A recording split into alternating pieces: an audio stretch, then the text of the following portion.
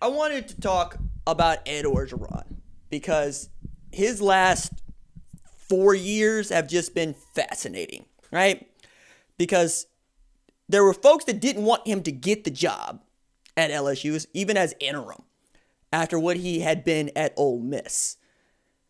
And then he had the worst loss in the past 2 decades at LSU when they took a 24-21 L to Troy, which means that Troy got paid at the time $985,000 to beat LSU. I do love it when you have the team that is showing up to collect a paycheck also give you a whooping too. It's one of my favorite things in college football. Georgia State and Tennessee last year, that was a lot of fun, right? I love those. But dude, it usually is a joke when somebody decides to start a GoFundMe or, collect the funds needed to buy a coach out, because they're so upset with how their football team is playing. And it's always the football team. Nobody's starting GoFundMes for Sherry Cole at OU, okay? It's not what they're doing. But let Lincoln Riley go 11 or 1-11. Yeah, you're probably going to see a GoFundMe. Probably won't agree with it, but you're going to see one, okay? So Chad McGee, who is a tech executive and Louisiana State fan, watched it, got obliterated, woke up, threw up a GoFundMe, said, I'm trying to raise about $12 million to get rid of Ed Orgeron and Joe Oliva, the athletic director. He put $200 of his own money toward it. And over time, it ends up getting, $700-800, which was all refunded to the donors later on. But it also just goes to show how wrong we can be about whether or not a coach is going to fit, and how wrong we can be in a fit of fury about what happened that one time some years ago. Because what if you end up firing Ed Orgeron after losing to Troy, which, by the way, it was on the table, and there are a lot of coaches that get fired for losses not unlike that one. Do you have an Ed Orgeron around to win a national championship, go 15-0, put together the best college football season that we've ever seen? No, you don't. You don't get any Joe Burrow. You don't get any Jamar Chase. You don't get any Patrick Queen or Kayvon Chasen or even Jacob Phillips. You just get another head coach. To say whoever or whatever that coach could be. I also think that because Ed Orgeron was so good at LSU, Lane Kiffin gets an opportunity at Ole Miss. Because being a quirky coach who wins football games is all of a sudden in vogue again, right? And then seeing that, Lane Kiffin goes and wins himself a conference championship and ends up playing one of the closest games all season that anybody played with Ohio State up until the Clemson game. You're going, okay, we can give Lane Kiffin a shot at Ole Miss. And wait a second, what? That Lane Kiffin? The Lane Kiffin that got run off at USC, got run off at Tennessee, got run off with the Raiders, and was cast out of Tuscaloosa before the national championship game. That Lane Kiffin? That dude? You want him? Yeah. We think this is the place for him to be.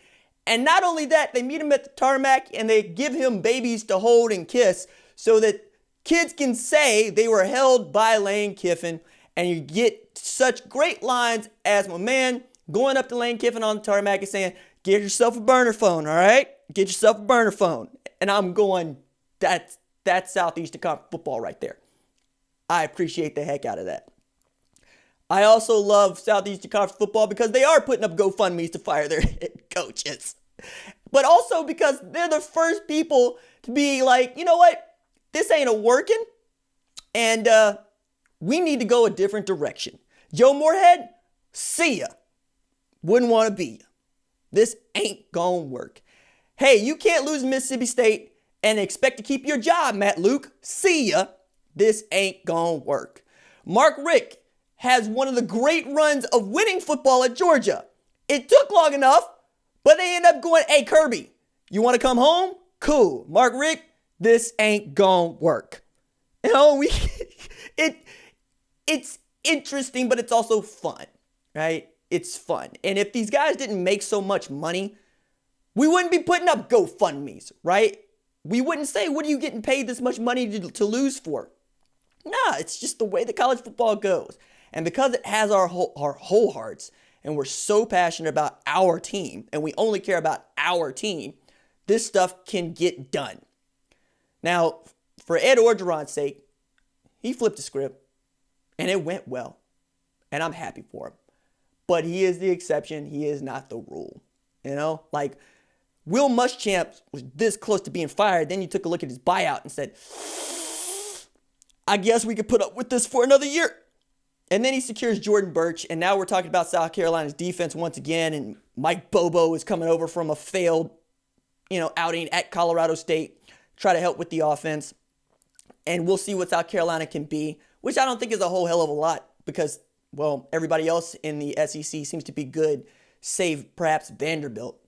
I mean, I even think Mississippi State could probably go get a W against Muschamp, but not if Mike Leach keeps sending out tweets of women putting together nooses.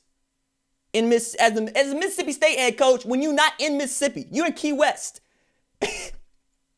Golly. I'm telling you, some of this stuff that we really love about our favorite coaches is stuff that's going to get them in trouble. I love Mike Leach. You can't do that. Now, he's going to be going through sensitivity training and all the whatnot and what for. But I'm going to be interested to see how this continues to go. Because as much as I love Mike hadn't been in the thick of it in some time, right? And the last time he was in the thick of it, Craig James, Adam James showed up, and he was no longer head coach at Texas Tech, despite whether or not it was fair or unfair. And then you lose a football game at Washington State, and you got Mike Leach talking about your fat girlfriends and y'all being soft. I'm going, all right, it's colorful. I enjoy watching it, but the people in and around it got to be like, I don't think this is what we really want. All that to say, they wanted to keep watching. They wanted to keep in Washington State. They didn't want to see him go to Mississippi State. And one of the reasons that he decided to go to Mississippi State is because the recruiting area is so rich. And I'm going, yeah, it is. But you also better be on your best behavior around those folks because they hold a grudge. Okay? You gonna tweet out photos of news in Mississippi? People going to have something to say about it. You going to lose to Troy? They might want to try to get you up out of the bayou sooner rather than later.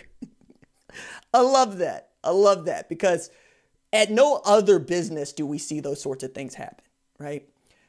You know what? You have made the worst pizza and I'm starting to GoFundMe to buy you out. No, we don't do that. It's not a thing that we do. We don't do that for cable broadcasters. We don't do that for internet providers. We don't do that for anything else. Just college football. I love it.